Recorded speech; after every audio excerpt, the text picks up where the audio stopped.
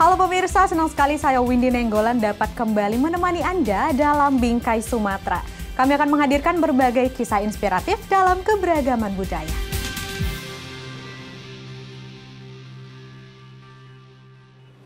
Ya pemirsa, Eko Sujatmiko adalah seorang seniman asal kota Pematang Siantar yang begitu peduli terhadap kesenian, khususnya di bidang seni lukis.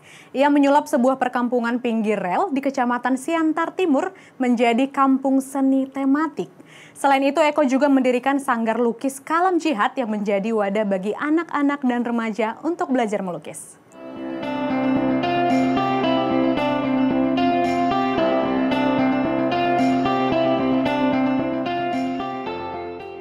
Seni lukis adalah cabang seni rupa yang diwujudkan melalui karya dua dimensi dengan media kanvas atau permukaan datar lainnya.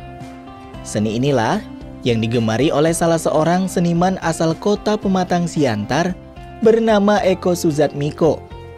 Pria usia 43 tahun ini mulai melukis sejak ia masih kecil. Eko terinspirasi dari ayahnya yang merupakan seorang desainer grafis. Pada awal tahun 2000-an, Eko mendirikan sebuah sanggar lukis bernama Sanggar Lukis Kalam Jihad.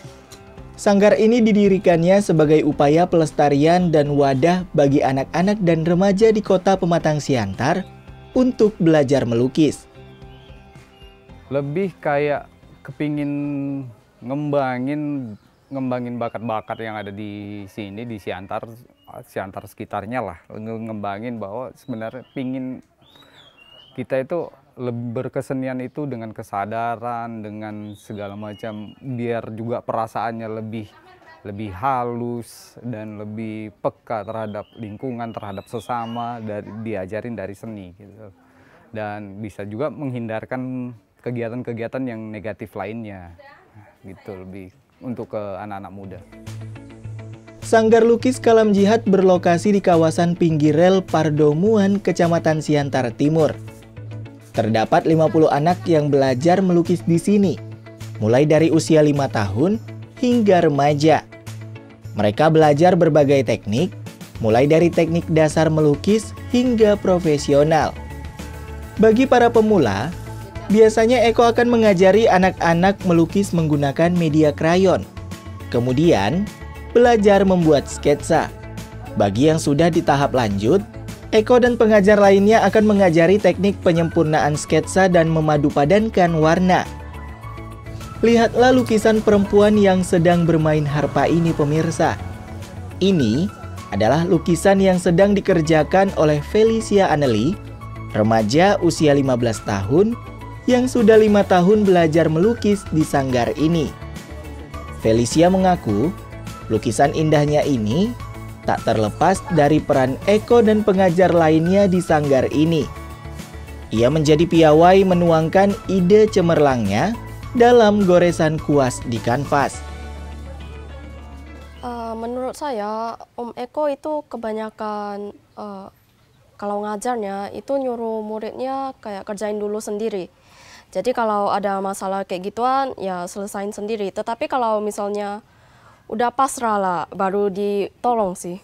Menurutku sih sanggar itu les yang bagus sih. Sebelumnya saya juga pernah ada les-les di yang lain lah. Dan kurang berkembang sih saya. Tetapi di sanggar ini, itu saya diajarkannya dari langit, dari detail semuanya ada di sini. Jadi lebih unik lah sanggar ini menurut saya. Tidak hanya aktif di sanggar yang didirikannya, tahun 2018, Eko membuat gebrakan yang sempat viral. Ia menyulap perkampungan di sekitar sanggarnya menjadi sebuah kampung yang unik dengan sebutan kampung tematik. Kawasan perkampungan di pinggir rel ini tampak berwarna karena beragam lukisan warna-warni hasil karya Eko dan anggota sanggar lukisnya.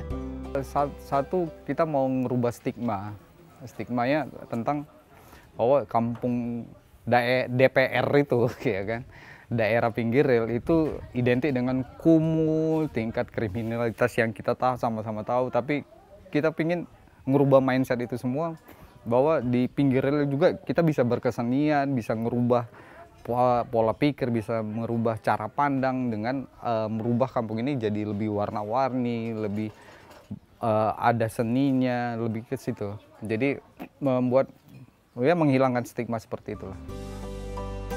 Eko bukan hanya menjadi seniman yang mengukir prestasi lewat karyanya, melainkan membagikan ilmunya kepada generasi penerus bangsa. Diharapkan kiprah Eko dapat membawa perubahan bagi generasi muda di Siantar menjadi anak muda yang peduli akan kesenian, yakni seni lukis.